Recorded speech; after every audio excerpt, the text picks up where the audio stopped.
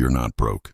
You're not irresponsible. You're not even bad with money. You're doing what everyone around you calls responsible. You pay your bills. You avoid debt. You upgrade your life slowly. You treat yourself when work gets stressful. You try to save. When there's something left, it feels mature, safe, adult. But here's the uncomfortable truth.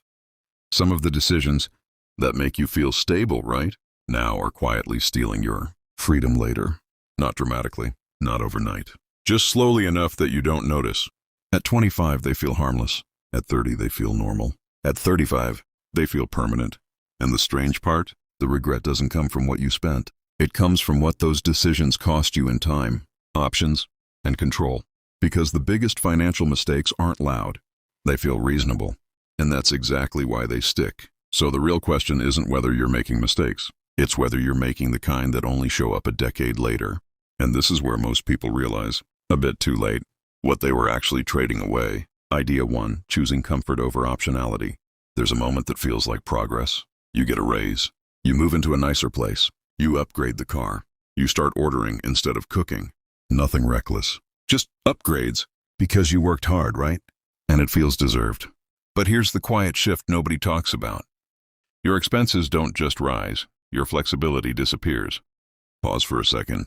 Ever notice how the more comfortable life gets, the harder it becomes to walk away from anything? A job you don't like, a boss you can't stand, a city that drains you, a schedule that owns you. Because now the lifestyle needs funding. This isn't about lattes or takeout. It's about the moment your monthly burn rate quietly decides what risks you're allowed to take. At 25, freedom looks like earning more. At 35, freedom looks like needing less. That's the flip. And here's the kicker. Lifestyle inflation doesn't feel like a mistake. It feels like progress, which is why it's so sticky. Cause effect. The higher your fixed costs, the fewer risks you take. The fewer risks you take, the fewer opportunities you see. The fewer opportunities you see, the more stuck you feel. Not because you failed, because you optimized for comfort instead of optionality. And most people won't realize this until the idea of starting over feels terrifying. Let that sit for a moment. Because it leads directly to the next decision people don't question. Idea 2, avoiding risk. So well that you avoid growth. You've probably told yourself something like, I just want stability. I'm playing it safe. I'll invest later when I understand more. Sounds responsible. Sounds rational. But there's a difference between avoiding bad risk and avoiding all risk. One protects you, the other freezes you. Think about how many years people spend waiting to feel ready. Ready to invest, ready to negotiate, ready to switch careers, ready to build something on the side. Ready rarely arrives. Instead, life fills the space. Bills increase, responsibilities grow, energy drops, and the window where risk is easiest quietly closes. Here's the uncomfortable truth. Your 20s aren't valuable because of what you earn. They're valuable because of what you can afford to try. Low obligations, high adaptability, time to recover. Yet many people spend this decade trying to eliminate uncertainty instead of using it. Pause and think. Are you protecting yourself or postponing yourself? Because avoiding growth risk has its own cost, and that cost compounds invisibly. You don't feel it immediately. You feel it when you realize 5 years passed and your life still requires permission. This is where people start sensing something's off. But instead of addressing it, they double down on what feels productive, which leads to the next trap. Idea 3, mistaking busyness for progress. You wake up.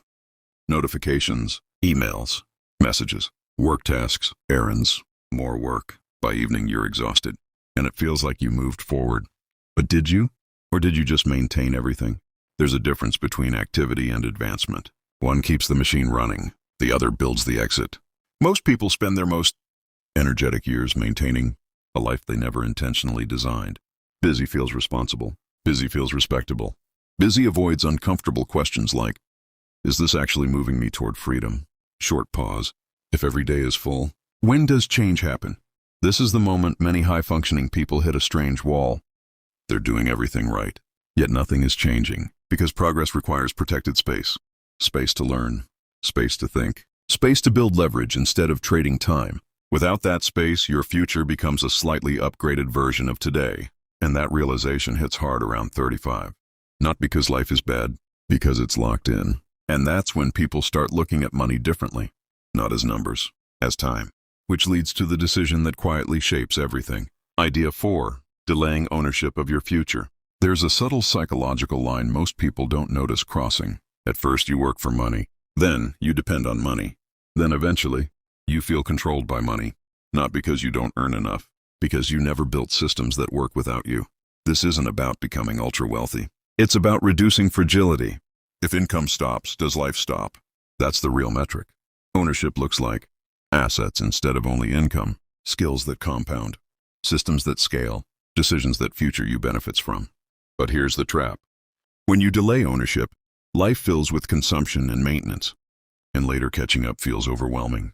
This is the mid-video discomfort moment most people feel but don't say out loud. I make money, but I don't feel secure. That feeling isn't about income. It's about dependency. And dependency grows slowly enough to feel normal, until you imagine losing the paycheck. That's when clarity hits, and it can be unsettling. But it doesn't have to be permanent. Because awareness changes the trajectory, and this is where the shift begins. Here's the good news. Regret isn't caused by one catastrophic decision. It's caused by unconscious patterns repeated for years, which means small shifts compound just as powerfully, not overnight, but predictably. Instead of asking, how do I earn more? Start asking, how do I increase flexibility? Flexibility to change paths, flexibility to say no, flexibility to take opportunities, flexibility to protect your time. Wealth, at its core, is optionality.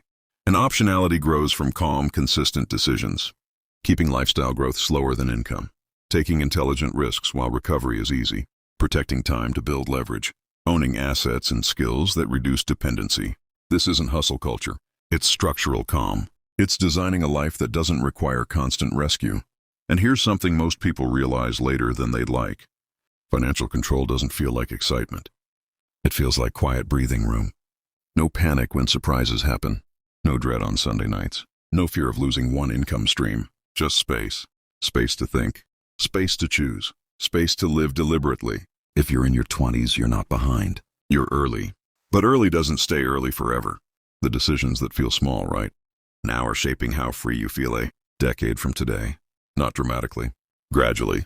And that's exactly why they matter. So if something in this video felt uncomfortably familiar, good. Awareness is the turning point most people never reach. And once you see the trade-offs clearly, you start making decisions with future you in the room. That's where real control begins.